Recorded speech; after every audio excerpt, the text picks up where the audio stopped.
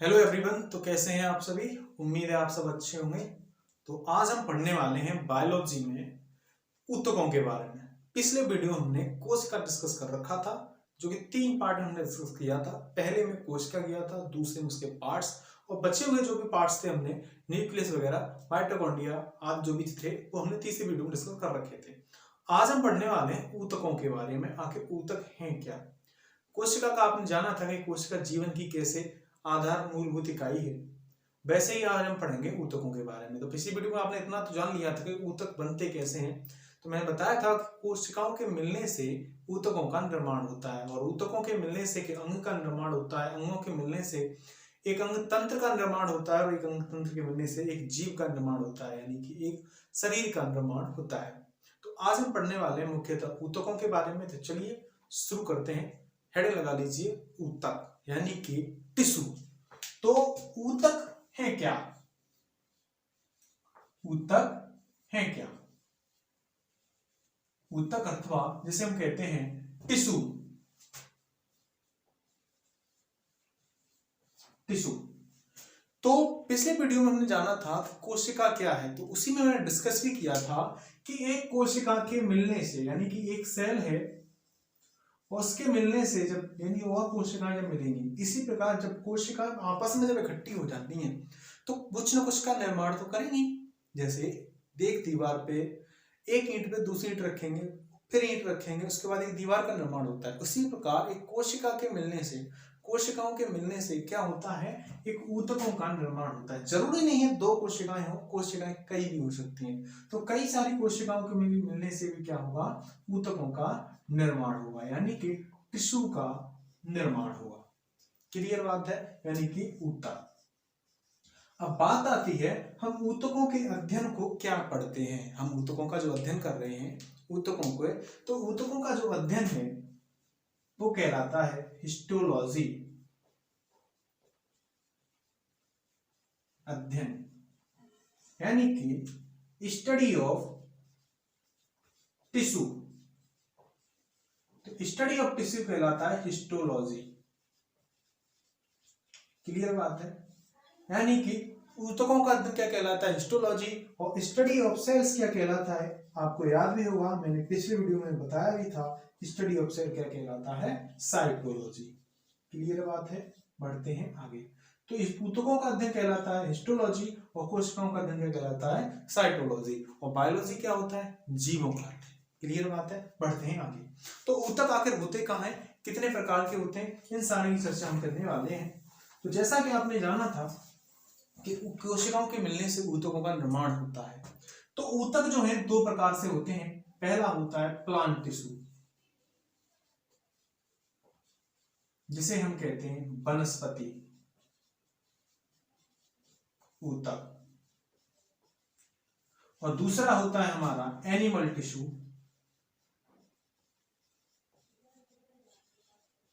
जिसे हम कहते हैं जंतु ऊतक। जंतु ऊतक। तो आज हम पढ़ेंगे प्लांट टिश्यू के बारे में, क्योंकि दोनों एक साथ पढ़ना डिफिकल्ट होगा।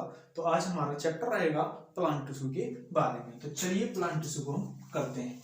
तो प्लांट टिश्यू जो है पुनः 2 भागों में विभाजित होता है। नंबर 1 हो जाता है प्लांट टिश्यू, हिंदी में लिख देता हूं इसे, वनस्पति ऊतक। वनस्पति ऊतक ये 2 भागों में विभाजित होता है। पहला होता है मेरिस्टेमेटिक टिश्यू, मेरिस्टेमेटिक टिश्यू, और दूसरा होता है हमारा परमानेंट टिश्यू,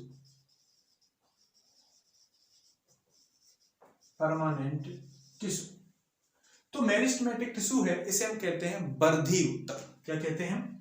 वर्धी ऊतक। और इसे हम कहते हैं स्थायी ऊतक। दोनों का अंतर क्या है दोनों में? तो स्थायी ऊतक जब काम करता है जब वर्धी ऊतक अपना काम कर चुका होता है पूरा। दोनों एक साथ कभी काम नहीं करते हैं, अन्यथा ऐसा कभी नहीं होगा कि वर्धी ऊतक भी साथ काम करे, स्थायी ऊतक भी साथ काम करे, या स्थायी ऊतक पहले कर दे वर्धी ऊतक बाद में करते हो, ऐसा कभी नहीं होता। स्थायी ऊतक जब भी काम करेगा जब बढ़ती ऊतक कर चुका होगा। तो बढ़ती ऊतक होते हैं तीन प्रकार से, बढ़ती ऊतक होते हैं तीन प्रकार से। नंबर एक होता है एपिकल, इसे हम कहते हैं शीर्षस्थ। नंबर एक होता है एपिकल, दूसरा होता है हमारा इंटरकैलरी, इंटरकैलरी, और तीसरा होता है हमारा लेटरल, और तीसरा होता है हमारा लेटरल। तो इंटरकैलरी को हम कहते हैं अंतर्वेशी, क्या कहते हैं हम, अंतर्वेशी, जब इसको हम कहते हैं पार्श्व। तीनों का काम क्या है, तो इंटरकैलरी है पौधे को ऊपर और नीचे दोनों तरफ बढ़ाता है, यानी कि पौधों को ऊपर पत्तियों के साथ बढ़ाएगा, नीचे जड़ को भी बताएगा, यानी दोनों को बढ़ाता है। पौधा ऊपर भी बढ़ाएगा, बढ़ेगा और नीचे भी बढ़ेगा, तो जड़ों में भी और पत्तियों में भी। तो आगे यानी अपवार्ड और डाउनवर्ड ग्रोइंग, तो इसका काम क्या होता है, अपवार्ड एंड डाउनवर्ड ग्रोइंग, यानी पौधे को बढ़ाने का काम करता है, ऊपर भी और नीचे भी। इंटरकैलरी का काम क्या होता है कि अगर कोई पौधा कट जाता है तो उसे दोबारा रीग्रोइंग का काम कौन करेगा, यानी पौधे को पुनः निर्माण की बात जो करेगा वो किस कौन करता है, इंटरकैलरी करता है, यानी इसे हम कहते हैं रीग्रोइंग, पुनः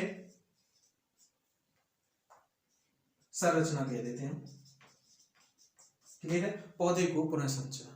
लेटरल का पार्श्व का काम होता है कि अगर पौधे को मोटाई कम करेगा, यानी पौधे का जो काम है यानी पतला ही रहेगा, कमजोरी रहेगा, इसका काम कौन करेगा, तो पौधे की जो मोटाई का जो काम है, उसकी पिंडी का यानी कि पौधे का तने हैं और भी जो भी हैं डालियां हैं, उनकी मोटाई का जो काम करता है वो करता है लेटरल टिश्यू करता है, यानी कि लेटरल टिश्यू हम क्या कह सकते हैं, थिकनेस, थिकनेस बढ़ाने का काम करता है। क्लियर है, उम्मीद है आपको आज का वीडियो में ये पहला पॉइंट क्लियर हो चुका होगा कि बढ़ती ऊतक क्या है।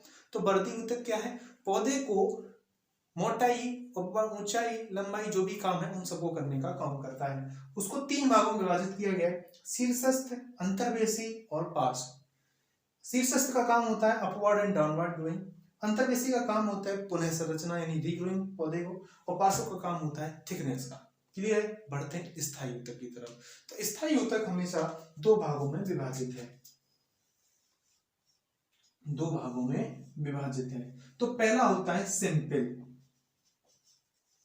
और दूसरा होता है कॉम्प्लेक्स, दूसरा होता है कॉम्प्लेक्स। तो कॉम्प्लेक्स जो है उसे हम कहते हैं कठोर, या इसे हम कह देते हैं पहले सरल ऊतक, इसे हम कह देते हैं कठोर। तो कॉम्प्लेक्स ऊतक दो भागों में विभाजित है। नंबर एक होता है जाइलम, दूसरा होता है फ्लोएम। जाइलम का काम क्या होता है कि जमीन से पानी को ऊपर लेके आना, यानी ग्रेविटेशन के गुरुत्वाकर्षण के विरुद्ध बढ़ता है। ये जाइलम जो है गुरुत्वाकर्षण के विरुद्ध चलता है, यानी पौधे को पानी देने का काम कौन करेगा, जड़ों से लेकर के ऊंचाई तक यानी ऊपर तक। तो जड़ों से ऊपर तक पानी लेने का काम कौन करेगा, जाइलम, यानी क्या चलता है, गुरुत्वाकर्षण के विरुद्ध चलता है। तो इसे हम कहते हैं वाटर के लिए कौन रेस्पॉन्सिबल है, जाइलम, और फ्लोएम कौन रेस्पॉन्सिबल है, फूड के लिए। तो फूड कहाँ पहुंचेगा, जड़ों में। तो जड़ों में यानी ये कहाँ चलता है, गुरुत्वाकर्षण के साथ चलता है। तो गुरुत्वाकर्षण के साथ कौन चलता है, फ्लोएम, और फ्लोएम किसके लिए रेस्पॉन्सिबल होता है, फूड के लिए रेस्पॉन्सिबल होता है। क्लियर है, उम्मीद आपको ये पॉइंट क्लियर हो चुका होगा। सरल यानी सिंपल टिश्यू की हम बात करते हैं तो सिंपल टिश्यू हमेशा तीन भागों में विभाजित है, और कौन कौन से हैं वो हम उसकी डिस्कस कर लेते हैं। नंबर एक होता है पेरेन्काइमा, दूसरा होता है हमारा कोलेनकाइमा,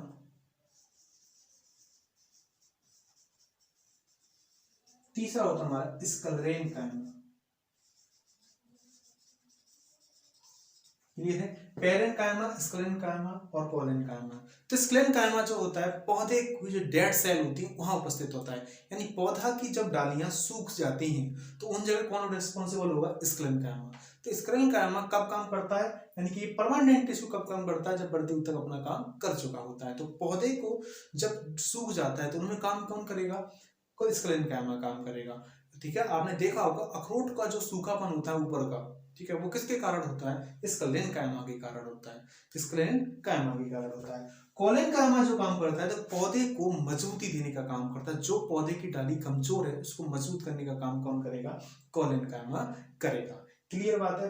पैरेन्काइमा का जो काम है वो है क्या है कि पौधे को भोजन स्टोर करके रखना, यानी स्टोरेज ऑफ फूड। तो स्टोरेज ऑफ फूड का काम कौन करता है? वो करता है पैरेन्काइमा। क्लियर बात है। उम्मीद है आपको आज के पॉइंट क्लियर हो चुके होंगे। तो पैरेन्काइमा किसका काम करता है? पैरेन्काइमा करता है स्टोरेज ऑफ फूड। कोलेनकाइमा जो काम करता है ये क्या करता है? स्ट्रेंथ का काम करता है, और ये कहाँ उपस्थित होता है? डेड सेल में होता है, यानी हस्क ऑफ कोकोनट आप इसके लिए कह सकते हैं। तो कोकोनट के लिए कौन रिस्पॉन्सिबल होता है? Husk of. स्क्लेरनकाइमा के लिए कौन होता है? डेड सेल होती है। क्लियर बात है, आपको पॉइंट क्लियर हो चुका होगा। ठीक है, तो कोलेनकाइमा के लिए कौन रिस्पॉन्सिबल है? स्ट्रेंथ काम है, और स्क्लेरनकाइमा के लिए यानी dead cell husk of coconut आप यूज कर सकते हैं। उम्मीद है आज का ये वीडियो आपको क्लियर हो चुका होगा। आज का पॉइंट हमने डिस्कस किया था टिश्यू क्या है, और टिश्यू में हमने डिस्कस किया था कि टिश्यू दो प्रकार के होते हैं, प्लांट टिश्यू और एनिमल टिश्यू।